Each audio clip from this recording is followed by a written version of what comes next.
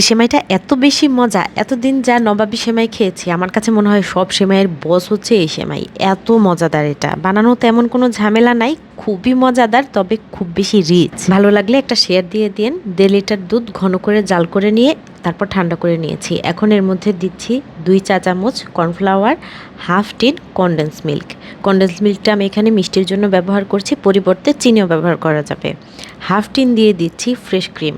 Fresh cream ঘরে থাকলে দিয়েন, আর না দিলে মজা একটু কম হবে, দিলে খুব মজা হয়।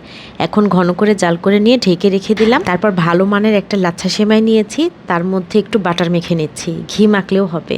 যে পাত্রে বসাবো পাত্রটার গায়েও একটু বাটার মেখে দিলাম। তারপর 1 লেয়ার সেমাই বিছিয়ে দিলাম। এখন আমি মোজারেলা চিজ কেটে নিচ্ছি।